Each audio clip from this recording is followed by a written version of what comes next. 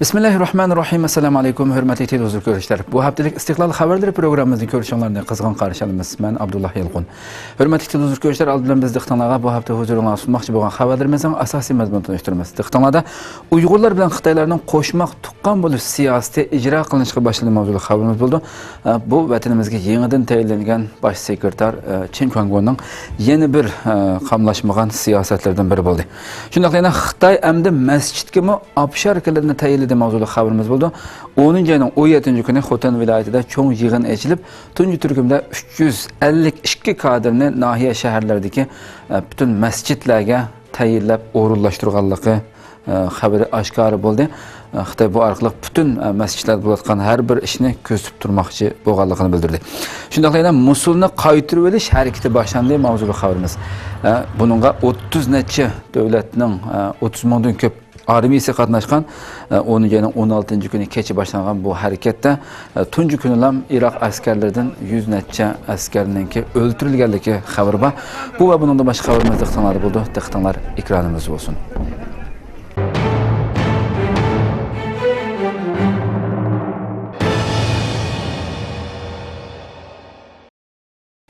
Sharq Turkistonda to'r bekatlar qattiq nazoratda.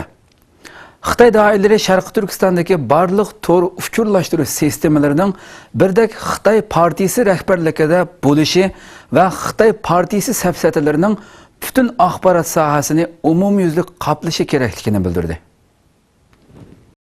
10-ayning 12-kuni Xitoy tajovuzchilarining Sharq Turkistondagi to'r uchurlashtirish xizmati komiteti televiziya telefon yig'ini ochib, barliq to'r uchurlashtirish sistemalarining birdek partiya rahbarligida bo'lishi va partiya rahbarligi barliq to'r va uchurlashtirish sistemasini umumyuzlik qoplashi kerak deb o'rinlashtirdi. Xabarlarda ma'lum bo'lishicha, bu o'rinlashtirishni Xitoyning Sharq Turkistonga qo'ygan sekretari Chen Quanguo o'tirg'a qo'ygan bo'lib, Sharq Turkistondagi har darajalik turli to'r bekatlari va to'r punktlarining birdek partiya yachoykisi yoki partiya guruhisi qurish kerakligi. Qurilgan bu yachoyka va partiya guruhlari bo'lsa, to'r bekat va to'r punktlarining barliq ishlariga rahbarlik qilishi kerakligi o'rinlashtirilgan. Undan boshqa to'rda cho'qim o'z nomini qo'llanish tuzumini ching tutib, Sharq Turkiston tavasidagi muqim va ko'chma telefon abonentlari, aloqa to'ri abonentlari, to'r punkt, munbar va bekatlarni o'z nomi bilan boshqarishni cho'qim 100% amalga oshirishni talab qilgan. Agar o'z nomini qo'llanmagan ahvol bayqalsa, uni vaqtida bartaraf qilish bilan birga maxfiyatlikni oshkorlash, tarqitish, ijtimoiy muqimlikqa chetiladigan uchurlarni o'z maylicha tarqatgan diniy mazmun va uningga munosabatlik faoliyat tashkillaganlar va nuqtaliq odamlarga qattiq zarb berish kerakligi alohida ta'kidlangan. Xitoy tajovuzchilarining Sharq Turkistonda to'r bekat va munbarlarga qarata birdak Xitoy Kommunist partiyasining rahbarlik qilishi kerakligini o'tirg'a qo'yishi, barliq uchur aloqalarining qattiq kontrollik ostiga elinishi Sharq Turkistondagi zulmning qanchalik og'ir darajada ish berayotganligini ko'rsatib turmoqda. Uyg'urlar bilan Xitoylarning qo'shmoq tuqqan bo'lish safsatasi. Xitoy tajovuzchilarining Sharq Turkistondagi yangi sekretari Chen Quanguo yangi bir pastkash ijroatni yo'lga qo'ydi. U bo'lsa-mu Uyg'urlar bilan Xitoylar orasida urug' tuqqanchilik munosabati o'rnatish safsatasi. Xitoy tajovuzchilarining Sharq Turkistondagi sekretari Chen Quanguo 10-ayning 16-kuni tushdan burun Urumchida yig'in ochgan bo'lib, atalmish ijtimoiy muqimlik va abadiy amillik temasida millatlar ittifoqlashib bir oila kishilardek bo'lish faoliyati elib berish to'g'risida jiddiy o'rinlashtirish elib borgan. Xabarlarda ma'lum bo'lishicha, atalmish millatlar bir oila kishilardek bo'lish degan bu safsatida mundaq mazmunlar o'tirg'a qo'yilgan. Atalmish ijtimoiy muqimlik va abadiy amillikni amalga oshirish uchun ideya ko'rishi elib berib, millatlar orasida o'zaro tuqqanchilik o'rnatishni keng turda tashviq qilish bilan birga buni Sharq Turkistonning janubidagi Xotan, Qashqar, Otush va Oqsuv qatorliq joylarda qat'iy umumlashtirish. Sharq Turkistonning janubidagi rayonlarda qo'shmoqlashib tuqqan bo'lish siyosatini muhim nuqta qilib, buni bir turlik siyosiy vazifa qilib ching tutish bilan birga to'liq unumni qo'lga keltirish. Buning uchun rayondagi kishilarga qo'yiladigan talabni aniq bekitish, xizmatlarning bosh nishonini atalmish ijtimoiy muqimlik va abadiy amillik qilib bekitish qatorliqlardan iborat ekan. Undan boshqa millatlar orasidagi almashtirishni kuchaytirish bilan birga barliq ma'muriy va kasbiy o'rinlardagi kadr, ish xizmatchi va partiyaliklarning rayondagi xalq bilan qo'shmoqlashib tuqqan bo'lishining umumyuzlik qoplanishini amalga oshirish degandek safsatlar bilan o'rinlashtirishlar elib berilganligi ma'lum. Tanglataq to'ri, Xinhua to'ri qatorliq to'r bekatlarda bu vaqtda tafsiliy ma'lumotlar berilgan bo'lib, Sharq Turkistonning janubini asos qilib, Xitoylar bilan Uyg'urlar orasida qo'shmoqlashib tuqqan bo'lishdan iborat bu safsatlar siyosiy vazifa qilib o'rinlashtirilish bilan birga majburiy tuqqan bo'lishi belgilangan oilalardan tuqqan qilingan Xitoy xodimlari har vaqt ahvol egallab turishi. Ikki oila cho'qim qarorlik holda tuqqanchilik faoliyati o'rinlashtirib, fikr egallab turish bilan birga bu faoliyatlar turmushdagi kundalik ish harakatlardan tortib konkret jarayonlargacha singib kelishi kerakligi ta'kidlangan. Uyg'urlar bilan Xitoylarni tuqqan qilish safsatisining konkret faoliyat usullari tafsiliy o'rinlashtirilgan bo'lib, har xil shakldagi ko'ngil ichi faoliyati nomida Xitoylarga usul o'ynab, naqsha o'qib berish, dehqonchilik ishlab chiqarish, turmush va boshqa faoliyatlarda yetakchilik qilish, eng tez suratda qo'shmoq tuqqan bo'lish ishini boshlab, bir qatimdala tuqqanlashib, mangu tuqqan bo'lishni qat'iy ishga oshirish qatorliq faoliyat usullarini qo'llanganligi bildirilgan. Undan boshqa qo'shmoq tuqqan bo'lishdan iborat bu safsatini ijro qilishda aktiv bo'lganlarni dag'dug'i bilan taqdirlash, ifodasi gavdalik bo'lganlarni o'stirib ishiltish, nuqtaliq rayonlarni gavdalantirish.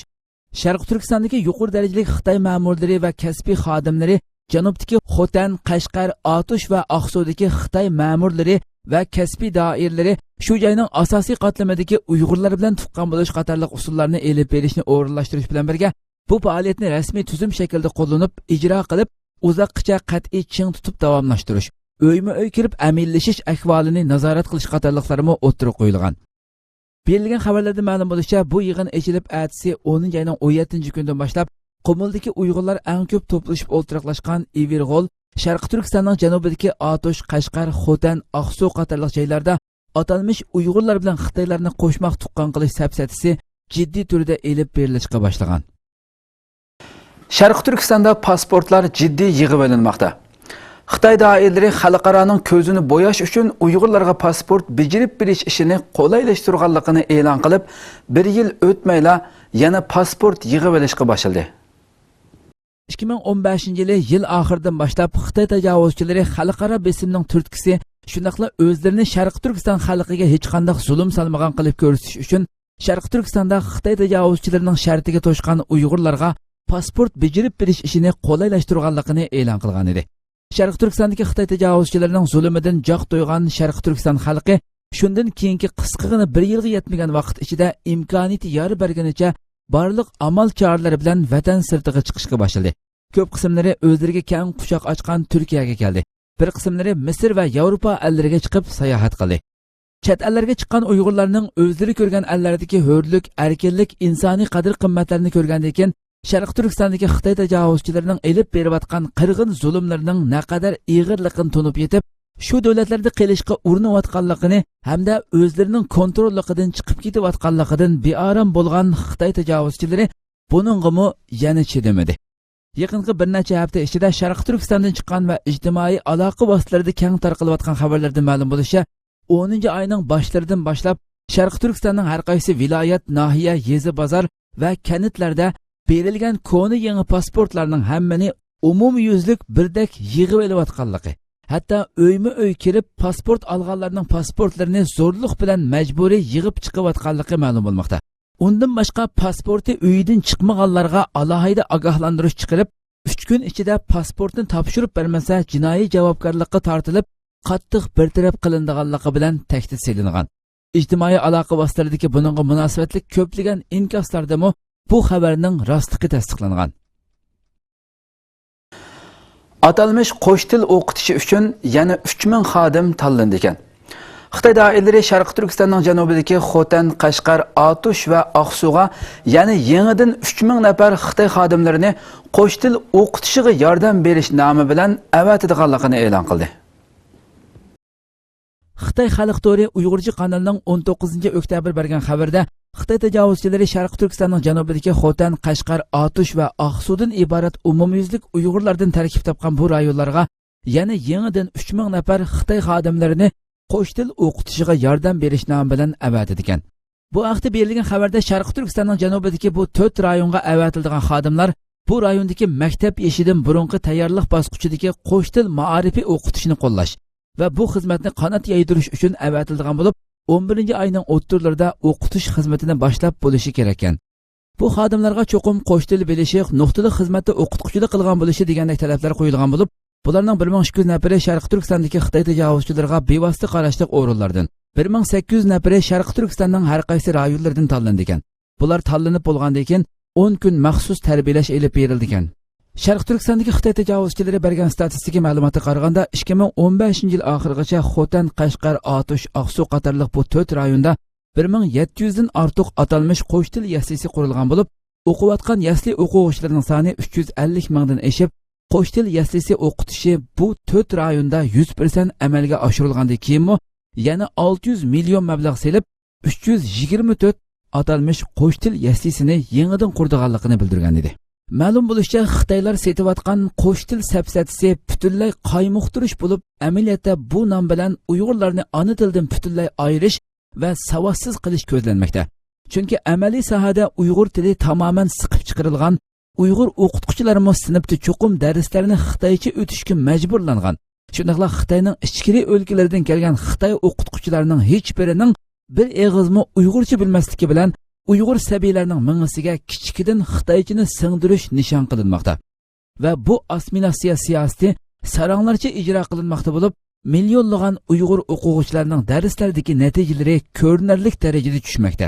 Pat-pat axborotlarda e'lon qilinib qolgan sin ko'rinishlardami Uyg'ur o'smirlarining Xitoy tilini o'rganishga majburlanishi, qattiq qiynalishi, odatdagi so'zlarni o'z ona tilida deb berolmay bechora holatda turishlari Xitoy tajovuzchilarining Uyg'urlarning ona tilini yo'qotish orqali yetmoqchi bo'lgan razil siyosatining qanchalik vahshiy elib berilayotganligini oshkorlab bermoqda. O'zbekiston prezidentidan yangilik.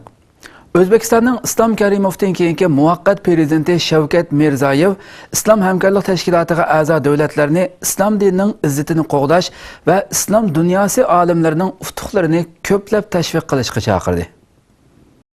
O'zbekistonning Islom Karimovdan keyingi muvaqqat prezidenti Shavkat Mirziyoyev Islom hamkorlik tashkilotiga a'zo davlatlarni islom dinining izzatini qo'g'dash va islom dunyosi olimlarining utuqlarini ko'plab tashviq qilishga chaqirdi. 18 oktyabr BBC'ning bu vaqtda bergan xabariga qaraganda, Shavkat Mirziyoyev bu so'zni Toshkentda yangidan ish boshlagan Islom hamkorlik tashkilotiga a'zo davlatlarning tashqi ishlar ministrlari yig'inining ochilish marosimida qilgan. U so'zda yana islom dini tinchlikqa, ma'rifatga va shundaqla insonlarning ma'naviyatini beyitishga da'vat qilgan bir din. Bizning buyuk ajdodlarimiz islom dunyosining mutafakkirlari va ustozlaridir. Ularning dunyo taraqqiyotiga qo'shgan mislsiz to'hfalarini o'rganish va amaliylashtirish intayin muhim ahamiyatga egadir. O'zbekiston nurg'unlagan qimmatli islomiy madaniyat meroslariga, jumladan Imom Buxoriy, Tirmiziy, Abu Rayhan Biruni, Xorazmi va uningdan boshqa imomlar kabi buyuk kishilarning tarixiy meroslariga ega bir mamlakatdir. Biz buni barliq islom allariga va butun dunyoga amaliy harakatimiz bilan to'ntishimiz kerak degan. Shavkat Mirziyoyev yana Samarqandda islom ilmiy tadqiqot markazi qurish umidi borligini aytib, buningga munosabatli talablarni o'ttirg'a qo'ygan. Xabarlarda ma'lum bo'lishicha, Toshkentda o'tkazilayotgan Islom davlatlari hamkorlik tashkiloti tashqi ishlar ministrlari kengashining raislik vazifasini Kuvaytdan O'zbekiston o'tkazib olgan bo'lib, 2017-yildagi kengash yig'inigacha vazifada bo'lganligi bildirilmoqda. Musulni qaytarib olish harakati boshlandi. Iroq bosh ministri Haydar Abadi Musulni qaytarib olish harakatining boshlanganligini bildirdi. Bu harakatga 36 davlatdan jami 30 mingdan ortiq askarning qatnashganligi bildirilmoqda. Iroq bosh ministri Haydar Abadi davlat televiziyasida qilgan so'zda Musulni qaytarib olish harakatining boshlanganligini bildirdi. Hamda bu harakatda bexatarlik kuchlari bilan Musul xalqining hamkorlashishini xohlaydiganligini eskartib o'tdi. Dünya Bültenining bu vaqtda bergan xabarda bu qatimqi Musulni qaytarilish harakatiga 36 davlatdan jami 30 mingdan ortiq askarning qatnashganligi bildirilmoqda. Musulni qaytarilish uchun elib berilgan bu hujum 10-oyning 16-kuni kechida boshlangan bo'lib, ma'lum bo'lishicha Peshmerga kuchlari bilan Amerika o'xshamagan nuqtalardan hujum qilib, 7 yezini qaytarib olganligi ma'lum. Musulni qaytarilish hujumi boshlangandan keyin Iroqning eng cho'ng to'smasi bo'lgan Musul to'smasi to'g'risidagi andisha va xatarlar maydonga chiqmoqda. Hamda bu to'smaning kontrollik masalasi eng muhim ishlar qatorida bo'lmoqda. Ma'lumotlarga qaraganda Musul to'smasida 12 milliard kub metr atrofida suv zapisi bor bo'lib, agar bu to'sma buzg'unchilikqa uchrasa, Musul 4 soat ichida 21 metr suv ostida qoldiganligi bildirilmoqda. Yana bir tarafdan 17 oktyabr Iroq armiyasiga qilingan o'zini qo'shib portlatish hujumi natijasida 70 Iroq askari o'lgan. Xabarlarda ma'lum bo'lishicha, Mosulni qaytarish harakati jarayonidagi hujumlar shiddatli elib berilgan bo'lib, Giyara rayoniga ilgirlab mangan Iroq qismlarining askar mashinasi Bilavat yesida bomba qochilangan bir mashinaning hujumiga uchragan bo'lib, mashina o'zini qo'shib portlatqich tarafidan portlatilgan. Bu hujum natijasida Iroq askarlaridan 70 askar o'lgan bo'lib, jang hali ham shiddatli davomlashmoqda ekan. Mosulni qaytarilish hujumiga 30 mingdan ortiq Iroq askari bilan 4 mingdan ortiq Kurd peshmerga kuchlari qatnashganligi ma'lum. Ammo axborotlarda bu vaqtda xilma-xil xabarlar bo'lib, hujumga qatnashgan peshmerga Kurd kuchlarining sonining 15 mingdan oshirganligi bildirilmoqda. Shundaqla Iroqning rasmiy askarlarining ko'pinchisi shialar bo'lib, Mosul harakati boshlangandan buyon Mosuldagi yerlik sunniy musulmonlarning Shia Iroq askarlari tomonidan qattiq bostirishga uchraganligiga oid ko'rinishlarmi o'ttirg'a chiqmoqda. Xitoy amdi masjidga obsharga tayinladi. Xitoy tajovuzchilari 10 oyning 17 kuni Xotan viloyatida cho'ng yig'in ochib, tunji turkumda 352 nafar kadrni har qaysi nahiya shaharlaridagi masjidlarga yo'llagan bo'lib, bular kech-kunduz masjiddagi diniy faoliyatlarni, kirib chiqqanlarni, qisqasi har narsani ko'zitib, obsharkilik vazifasini o'rinlaydigan. Xitoy tajovuzchilari 10 oyning 17 kuni Xotan viloyatida cho'ng yig'in ochib, tunji turkumda 352 nafar kadrni har qaysi nahiya shaharlaridagi masjidlarga yo'llagan bo'lib, uzutish yig'iniga Xotan viloyatlik partikomning shujasi Jang Jinbao qatnashgan bo'lib, har qaysi nahiya shaharlarga tushadigan xizmat atlatlariga bayroq bergan. Viloyatlik partikomning muavin shujasi, ma'muriy mahkamaning valisi Aziz Musa yig'inga riyosatchilik qilgan. Xitoy sekretar Jang Jinbao munolarni ko'rsatgan. Diniy faoliyat bilan shug'ullanganlarni tarbiyalash, masjidlarni boshqarish, mulozimat qilish xizmatida yangilik yaratishni kuchaytirish, Abnum rayonlik partikom bosh nishonini cho'rdash, bosh nishonni aminlashtirish, ijtimoiy muqimlikni qo'g'dash, millatlar ittifoqligini kuchaytirish, dinlarning inoqligini ilgari surish, ommaviy asosni mustahkamlash, partiyaning hokimiyat yurgizish asosini puxtalash, strategik yuksaklikka turib chiqargan real ahamiyatga ega va cho'nqur tarixiy ahamiyatga ega tadbir va o'rinlashtirma.